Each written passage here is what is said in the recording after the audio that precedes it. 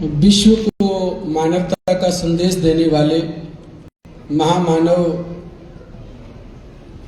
तथागत बुद्ध की यहाँ तस्वीर लगी हुई है। मैं उनको नमन करता हूँ, बाबा साहब को नमन करता हूँ और यहाँ पर उपस्थित सभी प्रबुद्ध जन, मेरे भाई बहन, मेरे पिताजी की उम्र के सीनियर साथियों, प्यारे बच्चों, जैसा कि आप सभी को पता है कि आज बाबा साहब भीमराव अम्बेडकर की जयंती है और ये जयंती पूरे विश्व में मनाई जाती है। पिछली बार ये जयंती 132 देशों ने मनाई थी और इस बार हो सकता है कि 2-4 देश और बढ़ जाएं। ये जयंती मनाई क्यों जाती है, ये महत्वपूर्ण बात है। वैसे बोलने के लिए ज़्यादा कुछ बचा नहीं है कि जो हमारे प्रथम वक्ता थे आदरणीय सर, मैं नाम भूल गया हूँ, उन्होंने इतना महत्वपूर्ण संदेश बाबा साहब के जीवन का सार निकाल के आपके बीच में रख दिया है।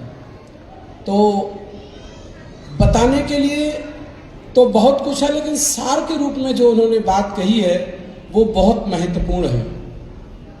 मैं केवल चंद कुछ पॉइंट हैं जो उन्होंने इशारा किया था कि कुछ लोग ऐसे हैं, लोग नहीं, वो एक आइडियोलॉजी ऐसी है, एक विचारधारा ऐसी है जिसके कारण वो ऐसा व्यवहार करते हैं। बाबा साहब भीमराव अम्बेडकर को स्पेसिफिक कास्ट का और स्पेसिफिक वर्ग का जो प्रतिनिधि मानते हैं, मैं केवल उसी टॉपिक पर अपनी बात कहना चाहूँगा। और दूसरा, जो लोग बाबा साहब को अंग्रेजों का एजेंट बताने का प्रयास करते हैं या विदेशी ताकतों का एजेंट बताने का प्रयास करते हैं, उस पहलू पर मैं बात करूंगा।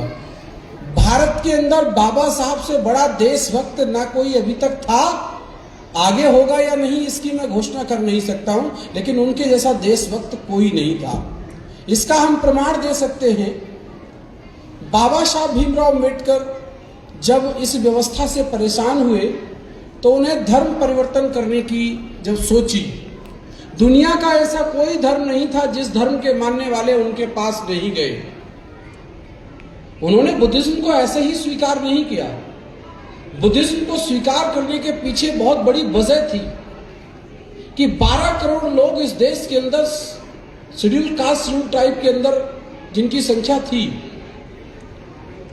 आज के समय में वो लगभग 30 करोड़ लोग हैं जिनको धार्मिक व्यवस्था से बाहर रखा गया था, जिनको अनटचेबल, डिस्क्रिमिनेटेड बोला गया, आदिवासी बोला गया, जो वर्ण व्यवस्था में नहीं थे।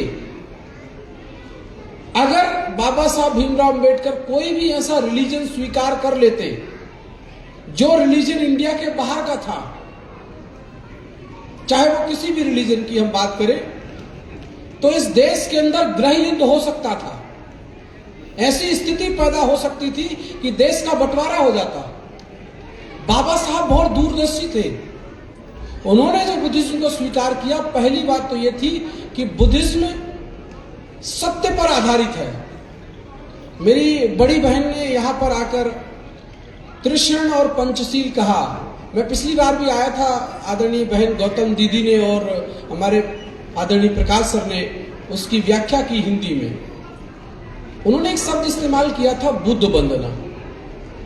मैं आज फिर कहता हूं मेरी बड़ी बहन को कि बुद्ध वंदना अलग है, हमने जो बताया वो पंचशील और त्रिशरण है। ये त्रिशरण क्या है? ये 3 वो शरण है जिसकी शरण में हम जाते हैं तो श्रेष्ठ मनुष्य बन जाते हैं। अब अगर हमको श्रेष्ठ कोई काम करना है तो पहले श्रेष्ठ मनुष्य बनना जरूरी है। अगर आप श्रेष्ठ मनुष्य नहीं बनेंगे तो आप श्रेष्ठ काम कर ही नहीं सकते। तो उसमें 3 जो शरण हम लोग कहते हैं कि बुद्धं शरणं गच्छामि। बुद्धं शरणं गच्छामि का मतलब बुद्ध की शरण में जाना होता है, और बुद्ध कोई व्यक्ति नहीं है। हमारे लोग बुद्ध को व्यक्ति के रूप में देखते हैं। उनका नाम सिद्धार्थ था, लेकिन जब उनको ज्ञान उपलब्ध हुआ, सत्य की जब उन्होंने खोज कर ली, तो जो भी सत्य की खोज कर लेता है, जान लेता है, उसे बुद्ध कहा जाता है। अगर आप भी सत्य की खोज कर लेंगे तो आप बुद्ध पुरुष कहलाएंगे। कि आपने सत्य को जान लिया है, सद्मार्ग को जान लिया है और जानने के बाद आप वैसा आचरण करने लगे हैं, तो उनको बुद्ध कहा जाता है। और बुद्ध ने इस बात की घोषणा की कि प्रत्येक मनुष्य का जन्म बुद्ध बनने के लिए ही हुआ है, श्रेष्ठ बनने के लिए ही हुआ है। प्रत्येक मनुष्य बन सकता है। दुनिया में जितने भी रिलीजन हैं, किसी भी ईश्वर ने, गॉड ने, अल्लाह ने ये घोषणा नहीं की कि प्रत्येक मनुष्य का जन्म ईश्वर बनने। बुद्ध कहते हैं कि प्रत्येक मनुष्य का जन्म ही किस लिए हुआ है? बुद्ध बनने के लिए। क्योंकि आप जन्म से, जैसे मैं जन्म से डॉक्टर पुष्पेंद्र हूं, लेकिन अगर मैं सत्य को उपलब्ध हो जाता हूं, ज्ञान को उपलब्ध हो जाता हूं, सद्मार्ग को मैं जान लेता हूं और उस पर चलने लगता हूं, तो मैं बुद्ध कहलाऊंगा। प्रत्येक मनुष्य बुद्ध बन सकता है। दूसरी हम कहते हैं धम्मं शरणं गच्छामि। धम्म क्या है? धम्म का मतलब होता है कि ऐसा मार्ग, जिस मार्ग पर चलकर कोई भी मनुष्य बुद्ध बन सकता है। यानी कि जैसे जिस मार्ग से चलकर मैं भोपाल से गेल आया हूं, अगर वो मार्ग में आपको बता दूं तो आप भी भोपाल से गेल आ सकते हैं और गेल से भोपाल जा सकते हैं। उसे वो मार्ग कहते हैं। तीसरा वो कहते हैं संघं शरणं गच्छामि, यानी कि मैं ऐसे लोगों की शरण में जाऊंगा जो लोग ज्ञान को उपलब्ध होंगे, जो सत्य के मार्ग पर चलते होंगे, जो लोग सीलों का पालन करते होंगे। मैं ऐसे लोगों की शरण में जाऊंगा। शरण में जाना यानी कि ऐसे लोगों के साथ रहूंगा। तो जब हम श्रेष्ठ जीवन जिएंगे, ज्ञान को उपलब्ध होंगे, असत्य मार्ग को नहीं स्वीकार करेंगे, सत्य मार्ग पर चलेंगे और जो सत्य मार्ग पर चल रहे हैं उनके संग में शामिल रहेंगे, तो निश्चित रूप से हम श्रेष्ठ मनुष्य बन जाएंगे। श्रेष्ठ मनुष्य बनने के लिए क्या करना पड़ेगा? हमको 5 नियमों का पालन करना पड़ेगा, जो उन्होंने 5 नियम बताए। 5 नियम वो धार्मिक नियम नहीं है, वो यूनिवर्सल हैं, पूरे वर्ल्ड के लिए हैं और हर रिलीजन के लिए है। तो उनको कहते हैं पंचशील। यानी कि उसमें पहला कहा गया कि मैं अकारण प्राणी हिंसा नहीं करूंगा और ना ही करने दूंगा। यानी कि जो लोग हिंसा कर रहे हैं मैं उनको रोकूंगा, उनसे रक्षा करूंगा। दूसरा नियम उन्होंने बताया कि हम कभी भी चोरी नहीं करेंगे, ना चोरी करेंगे, ना चोरी करने देंगे। तीसरा उन्होंने नियम बनाया कि हम कभी व्यभिचार नहीं करेंगे, यानी कि पराई बहन बेटी को गलत नजर से नहीं देखेंगे और ना अपनी बहन बेटी को किसी को गलत नजर से देखने देंगे। हम केवल अपनी जीवन साथी के साथ रहेंगे, ऐसा उन्होंने तीसरे सील में कहा। चौथा सील बताया कि हम कभी चुगली निंदा नहीं करेंगे, झूठ नहीं बोलेंगे। लेकिन उन्होंने कहा तो क्या करेंगे? बोले सच बोलेंगे। और जो लोग झूठ बोल रहे हैं उनकी सच्चाई बताएंगे कि ये सच बात नहीं है, ये झूठ है। और अंतिम बात कही कि हम कभी नशा नहीं करेंगे, ना हम स्वयं करेंगे, ना किसी भाई को प्रेरित करेंगे, बल्कि उनको रोकेंगे कि नशा करना बुरी बात है। अब मेरा एक प्रश्न है आप लोगों से, ये धर्म की बात है कि प्रत्येक मनुष्य के लिए जरूरी है? ये तो यूनिवर्सल है, इसमें धर्म कहाँ है? तो तथागत बुद्ध ने जो मार्ग दिया वो यूनिवर्सल है, वो रिलीजन नहीं है। वो इस यूनिवर्सल मार्ग को ही धम्म कहा उन्होंने, कि इस मार्ग पर आप चलेंगे तो आप सुखी रहेंगे। जब आप हत्या नहीं करेंगे, चोरी नहीं करेंगे, व्यभिचार नहीं करेंगे, झूठ नहीं बोलेंगे और नशा नहीं करेंगे, तो निश्चित मार्ग से आप जब चलेंगे इस मार्ग पर, तो आप विद्वानों की संगति करेंगे, सदमार्ग पर चलेंगे और संग में रहेंगे, तो निश्चित रूप से आपका भला होगा, आप सुखी रहेंगे। दूसरी बात सबने बहुत महत्वपूर्ण कही कि समाज में केवल एक स्पेसिफिक तबका बाबा साहब की जयंती मनाता, ये सच है।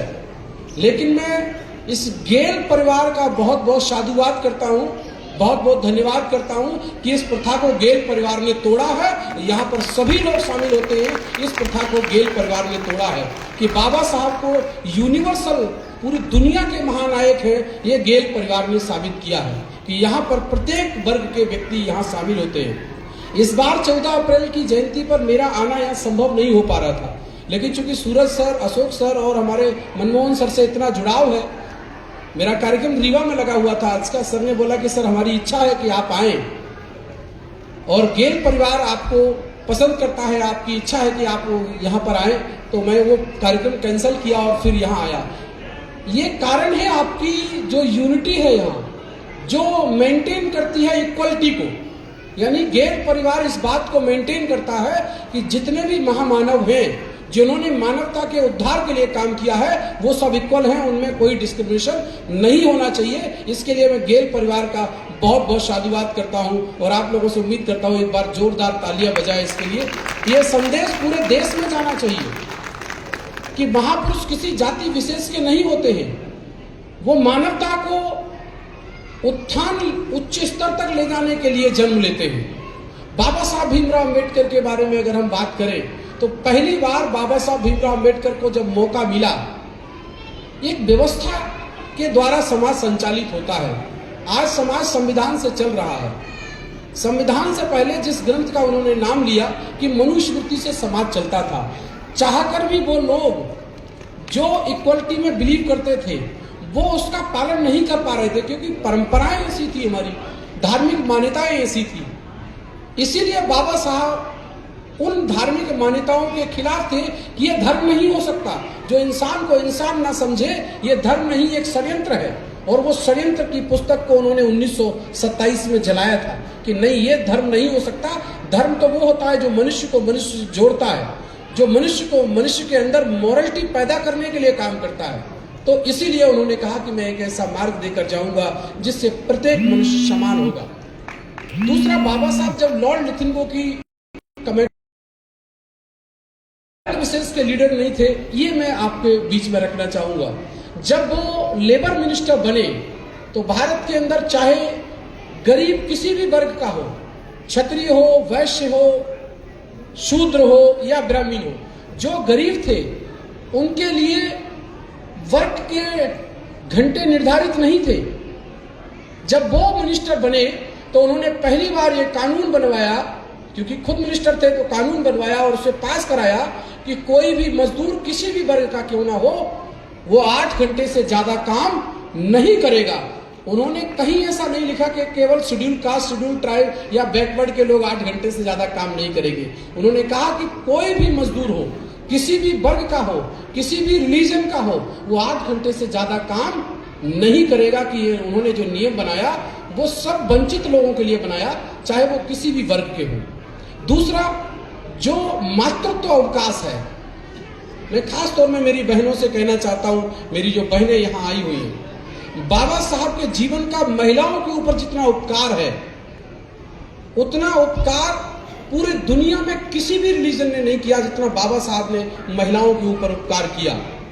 मातृत्व अवकाश बाबा साहब के वजह से, और वो मातृत्व अवकाश केवल शेड्यूल कास्ट या शेड्यूल ट्राइब या बैकवर्ड की महिलाओं के लिए नहीं है, वो सभी महिलाओं के लिए है, इंक्लूडिंग जो हिंदू रिलीजन की नहीं है, जो मुस्लिम में है, ईसाई में है, किसी भी धर्म में है, उन सबको ये मौका मिला।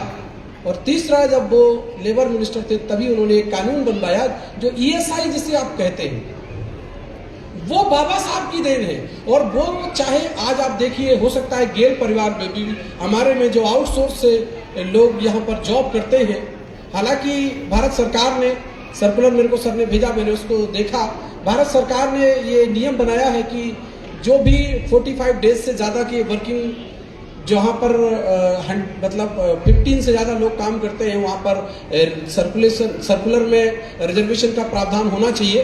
लेकिन उसका क्यों पालन नहीं हो पा रहा है, सरकार की तो मंशा है, इसीलिए नियम बनाया है। तो हमको इसको अपने डिपार्टमेंट में इम्प्लीमेंट कराने के लिए जो इसकी सक्षम अथॉरिटी है उनसे चर्चा करनी चाहिए। तो बाबा साहब ने कहा कि ESI, ये जो गरीब मजदूर लोग हैं जो फैक्ट्रियों में काम करते हैं, ये बीमार हो जाएंगे, इनकी सैलरी भी उतनी नहीं है, तो फिर इनका इलाज कैसे होगा। तो ESI जो लाया वो इसीलिए लाया कि इनकी लाइफ में कोई भी अगर कभी भी कैसी नीड पड़ती है तो ये इनके समय पर काम आएगा। तो ये कोई कास्ट देखकर नहीं लाए, वो रिलीजन देखकर नहीं लाए। तो हमको बाबा साहब को उसी रूप में देखना पड़ेगा कि बाबा साहब ने इस देश के लिए क्या किया। अब मैं केवल इतना आप लोगों के बीच में और रखना चाहता हूं कि देश क्या होता है। जैसे हमारा एक शरीर है, इस शरीर के अंदर सारे अंग अगर अच्छे हैं और अपना काम प्रॉपर करेंगे तो हम स्वस्थ कहलाएंगे। इस देश में एक विचारधारा पहले से ऐसी चली आ रही थी जिसको धार्मिक मान्यता थी कि जो जिस वर्ग में जिस जाति में जन्म लेगा वो उसको पालन करना होगा। तो ये कुछ लोग जो हमारे परिवर्तन चाहते थे, ऐसा नहीं है कि अपर कास्ट में परिवर्तन वाले लोग पैदा नहीं हुए। राजा राम मोहन राय जिन्होंने सती प्रथा का विरोध किया, वो शेड्यूल कास्ट शेड्यूल ट्राइब में पैदा नहीं हुए थे। इसके अलावा बहुत सारे रिवोल्यूशनरी लोग हमारे भारत के अंदर पैदा हुए जिन्होंने प्रथाओं का विरोध किया, लेकिन वो जिस कम्युनिटी में पैदा हुए उस कम्युनिटी के लोगों ने ही उनका साथ नहीं दिया। क्यों?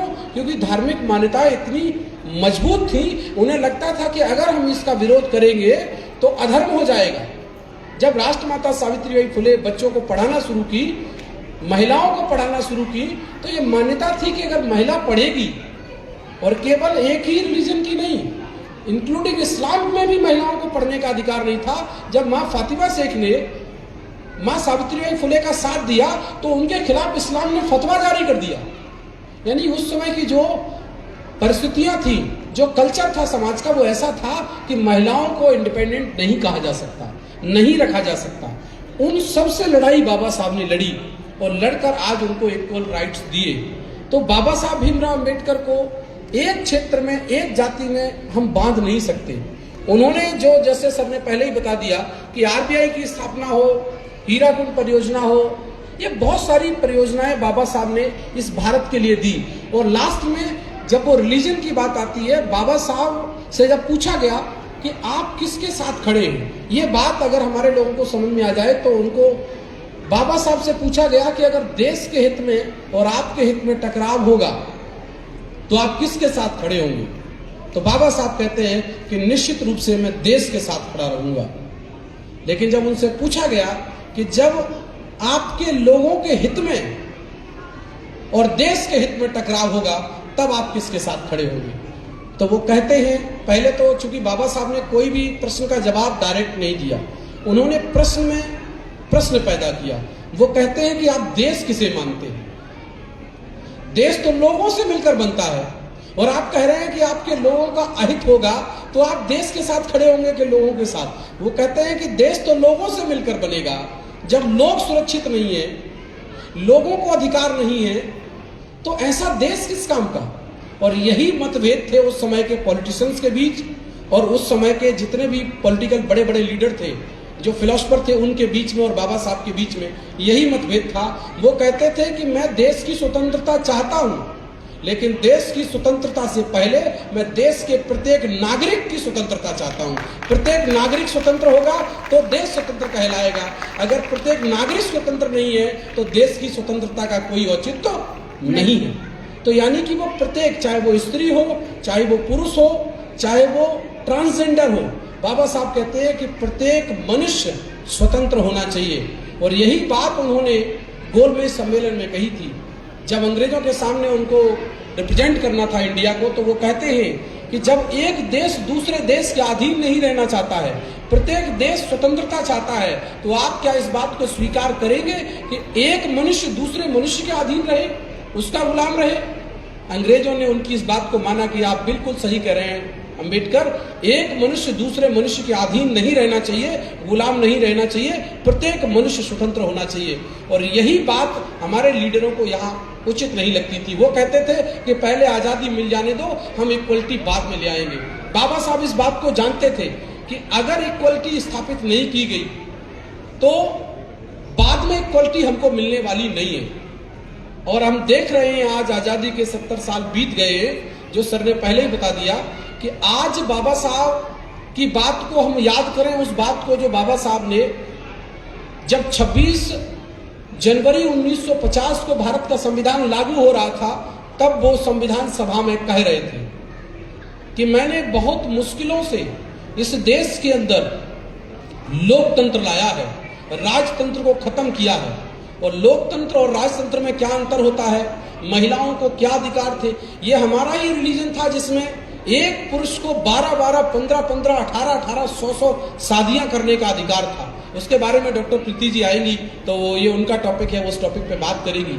तो बाबा साहब भीमराव अंबेडकर इस बारे में जब जानते हैं कि हमको इस समाज के उत्थान के लिए कैसे काम करना है, कैसे अपने देश को एक प्रबुद्ध राष्ट्र बनाना है, तो इसके लिए प्रत्येक मनुष्य को प्रबुद्ध बनना होगा, प्रत्येक व्यक्ति को प्रबुद्ध हमें बनाना पड़ेगा। इसीलिए बाबा साहब भीमराव अम्बेडकर ने जब इस देश की आज़ादी का आंदोलन चल रहा तो उन्होंने सबसे कहा कि देश की आज़ादी जरूरी है, लेकिन देश की आज़ादी से ज़्यादा जरूरी है कि भारत के अंदर रहने वाला प्रत्येक पुरुष, प्रत्येक महिला आज़ाद हो। और उसकी आज़ादी के लिए सबसे महत्वपूर्ण अगर कोई चीज़ है तो वो एजुकेशन है, कि प्रत्येक मनुष्य को भारत में एजुकेशन का अधिकार होना चाहिए। इसीलिए ये अधिकार बाबा साहब भीमराव अम्बेडकर ने संविधान में डाला कि प्रत्येक मनुष्य को समान अधिकार मिलने चाहिए। उन लोगों को उन्होंने विशेष अधिकार दिए जो लोग वंचित थे, शोषित थे, पिछड़े हुए थे। इसलिए उनके लिए स्पेशल प्रोविजन किया कि आप, जैसे उदाहरण के लिए एक पेड़ है, मेरी हाइट 4 फीट है और सर की हाइट 6 फीट है, फल 6 फीट पे लगा है और मेरी हाइट मात्र 4 फीट है, मैं फल तोड़ पाऊंगा क्या? उन्होंने कहा नहीं, ये व्यक्ति फल नहीं तोड़ पाएगा। हालांकि उसके लिए उन्होंने साहू जी महाराज के अस्तबल का उदाहरण दिया कि उनके अस्तबल में कुछ घोड़े थे, कुछ मजबूत घोड़े थे, जो कुछ कमजोर घोड़े थे। तो जो कमजोर थे वो कमजोर होते जा रहे थे और मजबूत थे वो और मजबूत हो रहे थे। तो साहू जी महाराज ने जब इसका निरीक्षण किया क्या कारण है, तो वो देख रहे थे कि जो मजबूत घोड़े हैं जैसे ही दाना डाला जाता है वो दाना खा लेते हैं, जो कमजोर घोड़े हैं वो पीछे रह जाते हैं। इसके कंसेप्ट को वो समझ गए और उन्होंने सबसे पहले 1902 में जब देश आजाद नहीं हुआ था, उन्होंने घोड़े के लिए अलग अलग बॉक्स बनवा दिए और जितना दाना प्रत्येक घोड़े के लिए होना चाहिए उतना दाना डाला। तो जो घोड़े कमजोर थे वो भी मजबूत होने लगे। रिजर्वेशन का प्रावधान केवल इसलिए था कि हम लोग इक्वल में आ जाएं। इक्वल में आने के लिए रिजर्वेशन दिया गया और कई लोग इसके लिए भी, चूंकि पढ़ते तो वह है नहीं, बाबा साहब से कास्ट के कारण ईर्ष्या करते हैं, तो कहते हैं रिजर्वेशन केवल 10 साल के लिए था। 10 साल के लिए ये रिजर्वेशन नहीं था जो एम्प्लॉयमेंट में है, एजुकेशन में है या रिजर्वेशन इन प्रमोशन में है। ये रिजर्वेशन 10 साल के लिए नहीं था, ये जब तक था जब तक इक्वलिटी स्थापित ना हो जाए। पॉलिटिकल रिजर्वेशन 10 साल के लिए था कि पहले 10 साल के लिए पॉलिटिकल रिजर्वेशन दिया जाएगा और अगर ये लोग सही से इसका पालन कर रहे हैं तो इस रिजर्वेशन को आगे बढ़ाया जाएगा, नहीं तो इसको ड्रॉप कर दिया जाएगा।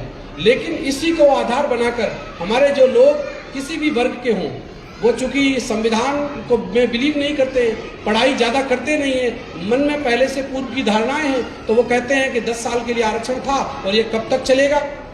ये जब तक चलेगा जब तक इक्वलिटी स्थापित नहीं हो जाती, बराबरी। बराबरी कैसी? तो बाबा साहब भीमराव अम्बेडकर 1956 में 1950 को संविधान सभा में क्या कह रहे हैं? वो कह रहे हैं मैं बड़ी मुश्किल से इस देश में लोकतंत्र को लाया हूं। मैंने इस देश में पॉलिटिकल इक्वलिटी ला दी है, यानी 1 मैन 1 वोट, 1 वोट 1 वैल्यू, यानी कि इस देश में पॉलिटिकल इक्वलिटी आ गई है। लेकिन देश को प्रबुद्ध राष्ट्र बनाने के लिए, समृद्ध भारत बनाने के लिए, विकसित भारत बनाने के लिए हमको 3 प्रकार की इक्वलिटी इस देश में लानी पड़ेगी। 3 प्रकार की कौन सी? पहली बोलते हैं पॉलिटिकल इक्वलिटी, दूसरी बोलते हैं सोशल इक्वलिटी और तीसरी बोलते हैं इकोनॉमिकल इक्वलिटी। यानी कि हमको 3 प्रकार की बराबरी चाहिए। राजनीतिक बराबरी, दूसरी बराबरी है वो सामाजिक बराबरी और तीसरी बराबरी है आर्थिक बराबरी। जब तक ये 3 बराबरी नहीं आएंगी विकसित भारत का निर्माण नहीं हो सकता, समृद्ध भारत का निर्माण नहीं हो सकता, प्रबुद्ध भारत का निर्माण नहीं हो सकता। तो कैसे आएगी? तो बाबा साहब कहते हैं कि मैंने इस देश में राजतंत्र को खत्म कर दिया है, लोकतंत्र देश में आ गया है। अब पॉलिटिकल इक्वलिटी से आपको सोशल एंड इकोनॉमिकल इक्वलिटी को स्टेबलाइज करना होगा। यानी कि राजनीतिक बराबरी से आपको सामाजिक और आर्थिक बराबरी स्थापित करनी होगी। ऐसे कानून बनाने होंगे, ऐसे नियम बनाने होंगे कि समाज में बराबरी स्थापित हो जाए, सामाजिक रूप से और आर्थिक रूप से। लेकिन जब अभी आपने देखा होगा लोकसभा और राज्यसभा के अंदर आंकड़े जब रखे गए तो देश की क्या स्थिति है। जो एसटी कम्युनिटी है, जिसको हम आदिवासी समाज कहते हैं, उसके पास मात्र 1% प्रॉपर्टी है। जो शेड्यूल कास्ट है उसके पास मात्र 2% प्रॉपर्टी है और जो बैकवर्ड है उसके पास मात्र 8% प्रॉपर्टी है, यानी कि संपत्ति है देश की। टोटल मिलाकर इनके पास मात्र 11% संपत्ति है। इनकी पॉपुलेशन इस इंडिया के अंदर 90% है। और जिनकी पॉपुलेशन 10% है उनके पास अप्रोक्सीमेट मतलब 89% प्रॉपर्टी है। यानी कि भारत के अंदर अभी इकोनॉमिकल इक्वलिटी नहीं आ पाई है। अभी आपने देखा होगा दैनिक भास्कर ने अभी 5 दिन पहले ही एक सर्वे किया, उसमें रिपोर्ट छापी है कि भारत के अंदर 1156 परिवार ऐसे हैं जिनके पास देश की 50% संपत्ति है। मात्र कितने लोग? 1156 लोग ऐसे हैं जिनके पास देश की 50% से ज्यादा संपत्ति है। तो यानी कि अभी देश में इकोनॉमिकल इक्वलिटी नहीं आ पाई है। और वो कहते हैं कि अगर सामाजिक और आर्थिक बराबरी देश में नहीं आई तो वे लोग जो सामाजिक और आर्थिक गैर बराबरी के शिकार हैं वो इस लोकतंत्र की व्यवस्था को मिटा देंगे, यानी कि इस देश में अलग स्थिति पैदा कर देंगे। और ये हम आज देख रहे हैं, पड़ोसी मुल्कों में हमने देखा है। लेकिन आज अगर भारत में कोई ऐसी क्रांति नहीं हो पा रही है, ऐसा खून खराबा नहीं हो पा रहा है, तो उसका कारण है भारत का संविधान, जिसने इतना मजबूत संविधान हमारे देश को दिया है कि यहाँ पर खून खराबा नहीं हो सकता है। यहाँ पर जो भी होगा वो डेमोक्रेटिक तरीके से होगा, संवैधानिक तरीके से होगा। तो हम लोगों को मिलकर एक समृद्ध भारत बनाने के लिए जिस तरीके से one man one vote one value है, उसी प्रकार से समाज में भी एक व्यक्ति की एक गरिमा और एक गरिमावान व्यक्ति का एक स्थान, ऐसा समाज निर्माण हमको करना होगा। और इकोनॉमिकल इक्वलिटी के लिए हम लोगों को मिलकर प्रयास करना होगा। ऐसी पॉलिसीज बनानी होंगी गवर्नमेंट के साथ मिलकर कि हमारे समाज का प्रत्येक अंतिम पायदान का व्यक्ति उसको बराबरी का अधिकार मिले। तो मैं इन्हीं शब्दों के साथ अपनी वाणी को विराम दूंगा और आप लोगों से एक निवेदन करूंगा कि गेल परिवार ने जो ये मेंटेन किया हुआ है, मैं सच में इस बात के लिए बहुत अपने आप को गौरवशाली समझता हूं कि इस संस्थान में मुझे आने का मौका मिलता है और यहाँ जो इक्वलिटी देखने को मिलती है वो अभी तक मैंने पूरे देश में कहीं नहीं देखी है, इंक्लूडिंग मेडिकल कॉलेज ग्वालियर।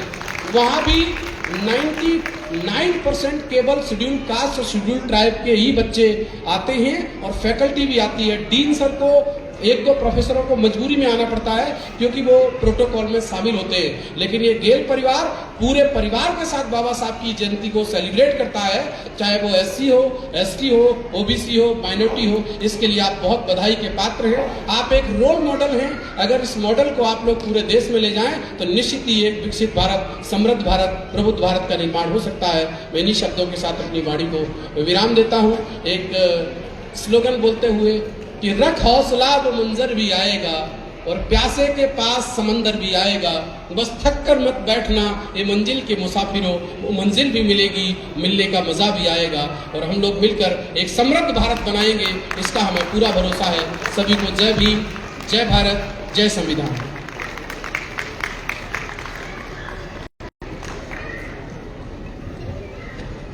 बहुत बहुत धन्यवाद सर, आपके ये उत्तम विचार आपने यहाँ प्रस्तुत किए।